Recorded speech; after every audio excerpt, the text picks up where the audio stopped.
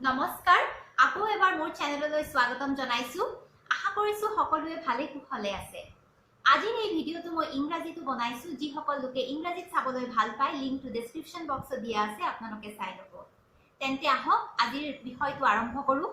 আজি মই আপোনালোকৰ ওচৰত এষাৰ প্ৰভাৱশালী বাক্যৰ ওপৰত কিছু মন্তব্য আগবঢ়াবলৈ বিচাৰিছো। আৰু এই বাক্যষাৰ বহুত হাজাৰ বছৰ আগতে আমাৰ বেদত লিখা হৈছিল। এই বাক্যষাৰ হ'ল যথা দৃষ্টি তথা সৃষ্টি। আকৌ এবাৰ কৈছো, যথা দৃষ্টি তথা সৃষ্টি। ইয়াৰ অৰ্থ কোৱাৰ আগতে মই আমাৰ মহাকাব্য মহাভাৰতৰ পৰা এটা সৰু গল্প ক'বলৈ বিচাৰিছো। এদিন পাণ্ডৱ আৰু কৌৰৱসকলৰ বাবে শাস্ত্ৰীয় জ্ঞান আলোকিত কৰোঁতে গুৰু দ্ৰোণাচাৰ্যই তেওঁলোকৰ জ্ঞান পৰীক্ষা কৰিবলৈ মন স্থিৰ কৰিলে। গুৰু দ্ৰোণে তেওঁলোকৰ আদৰ্শগত প্ৰগতি আৰু ব্যৱহাৰিকতা পৰীক্ষা কৰাৰ বাবে সিদ্ধান্ত ল'লে। পিছদিনাখন গুৰু দ্ৰোণে কৌৰৱসকলৰ জ্যেষ্ঠ ভাতৃ অৰ্থাৎ ৰাজকুমাৰ দুৰ্যোধনক মাতিলে আৰু ক'লে, পুত্ৰ, তুমি এই পৃথিৱীৰ পৰা যিকোনো এজন ভাল ব্যক্তি বিচাৰি মোৰ সন্মুখলৈ আনিব লাগে। দুৰ্যোধনে তেওঁৰ গুৰুক উত্তৰ দিলে, হ'ব গুৰুদেৱ, আপুনি যি ধৰণে বিচাৰে। আৰু তেনেকৈ কৈ দুৰ্যোধনে এজন ভাল ব্যক্তিৰ সন্ধানত ওলাই গ'ল। কেইদিনমানৰ পিছত দুৰ্যোধন ঘূৰি আহিলে আৰু তেওঁৰ গুৰুক ক'লে, গুৰুদেৱ, মই বহুত গাঁও চহৰ নগৰ ভ্ৰমণ কৰিলো, কিন্তু এজনো ভাল ব্যক্তি বিচাৰি নাপালো। তাৰ পিছত গুৰু দ্ৰোণে পাণ্ডৱসকলৰ জ্যেষ্ঠ ভাতৃ অৰ্থাৎ ৰাজকুমাৰ যুধিষ্ঠিৰক মাতিলে আৰু ক'লে, পুত্ৰ, তুমি এই পৃথিৱীৰ পৰা এজন বেয়া ব্যক্তি বিচাৰি মোৰ সন্মুখলৈ আনিব লাগে। যুধিষ্ঠিৰে উত্তৰ দিলে, হ'ব গুৰুদেৱ, মই যথাসাধ্য চেষ্টা কৰিম এজন বেয়া ব্যক্তি বিচাৰি আপোনাৰ সন্মুখলৈ আনিবলৈ। আৰু তেনেকৈ কৈ যুধিষ্ঠিৰে এজন বেয়া ব্যক্তিৰ সন্ধানত ওলাই গ'ল। বহুদিনৰ পিছত যুধিষ্ঠিৰ নিজৰ গুৰুৰ ওচৰলৈ ঘূৰি আহিলে। তেতিয়া গুৰু দ্ৰোণে সুধিলে, পুত্ৰ, তুমি এজন বেয়া ব্যক্তি বিচাৰি আনিছানে? তেতিয়া যুধিষ্ঠিৰে উত্তৰ দিলে, গুৰুদেৱ, মই সকলো ঠাইতে বিচাৰিলো, কিন্তু এজন বেয়া ব্যক্তি বিচাৰি নাপালো, গতিকে খালী হাতেৰে ঘূৰি আহিবলগীয়া হ'ল। সেইবোৰ চাই থাকি অন্য শিষ্যসকলে তেওঁলোকৰ গুৰুক প্ৰশ্ন কৰিলে, গুৰুদেৱ, এনেকুৱা কিয় হ'ল যে দুৰ্যোধনে এজন ভাল ব্যক্তি বিচাৰি নাপালে আৰু যুধিষ্ঠিৰে এজন বেয়া ব্যক্তি বিচাৰিবলৈ অক্ষম হ'ল? এতিয়া গুৰু দ্ৰোণৰ উত্তৰটো শুনাওক। গুৰু দ্ৰোণে উত্তৰ দিলে, আমি মানুহৰ ফালে নিজে যি ধৰণৰ ঠিক সেই ধৰণে চাওঁ। সেইবাবে দুৰ্যোধনে এজন ভাল ব্যক্তি বিচাৰি নাপালে আৰু যুধিষ্ঠিৰে এজন বেয়া ব্যক্তি বিচাৰিবলৈ অক্ষম হৈছিল। সেইবাবে সঁচাকৈয়ে কোৱা হয়, যথা দৃষ্টি তথা সৃষ্টি। অৰ্থাৎ আপুনি এই পৃথিৱীখন যিদৰে চায়, এই পৃথিৱীখনকো আপুনি সেইদৰেই দেখা পাব। আপোনাৰ দৃষ্টিয়ে আপোনাৰ পৃথিৱীখন নিৰ্ধাৰণ কৰে। কেতিয়াবা উপলব্ধি কৰিছেনে, যিদিনাখন আপোনাৰ মনটো খুব ভাল লাগি থাকে বা আনন্দময় হৈ থাকে, সিদিনাখন আপোনালোকৰ চাৰিওফালৰ লোকসকল বৰ ভাল বা সুখী যেন অনুভৱ হয় আৰু গোটেই পৃথিৱীখন যেন ধুনীয়া অনুভৱ হয়।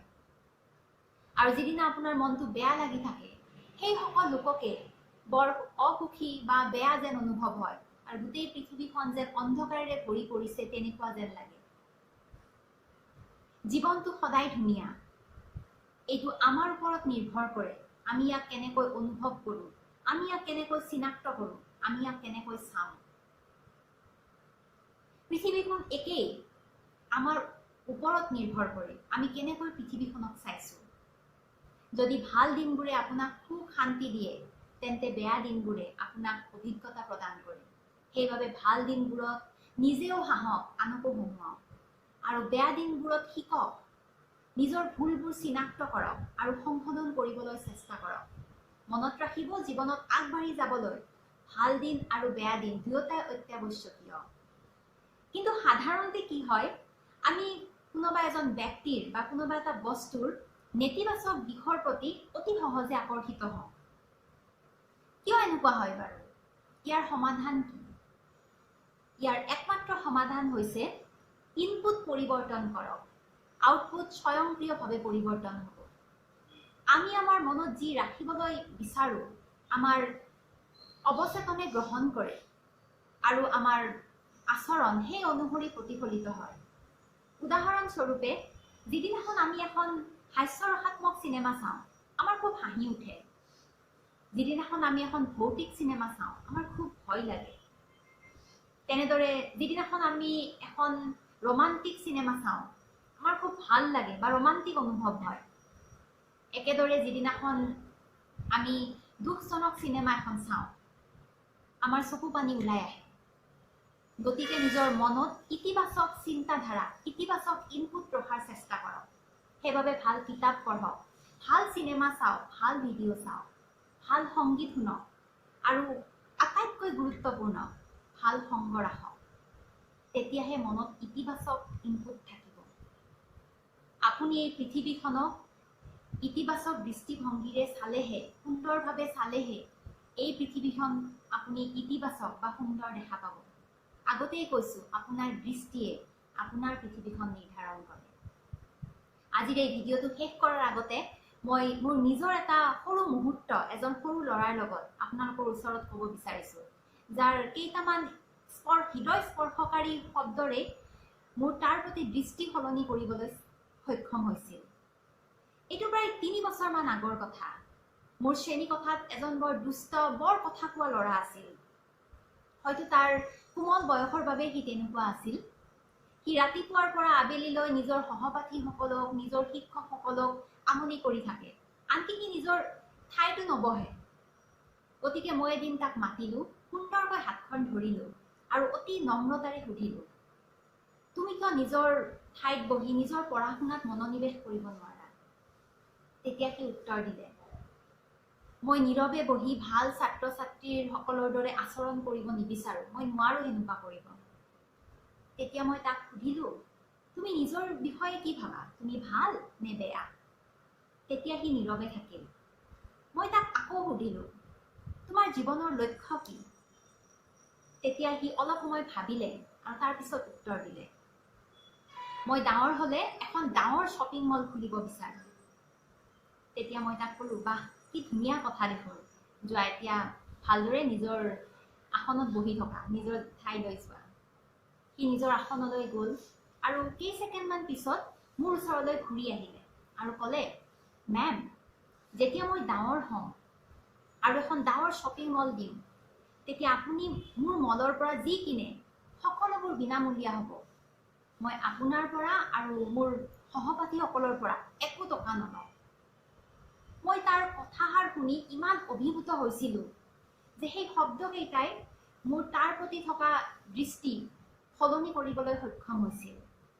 যদিও ল'ৰাজন অকণমান দুষ্ট আছিল, কিন্তু তাৰ মৰম, চেনেহ, শ্ৰদ্ধা তাৰ শিক্ষকৰ প্ৰতি, তাৰ সহপাঠীসকলৰ প্ৰতি সঁচাকৈয়ে প্ৰশংসনীয় আছিল। আৰু মই এই ভিডিঅ'টোৰ জৰিয়তে তাৰ ভৱিষ্যতৰ প্ৰচেষ্টাৰ বাবে শুভকামনা জনাইছোঁ। সেইবাবে সঁচাকৈয়ে কোৱা হয়, যথা দৃষ্টি তথা সৃষ্টি।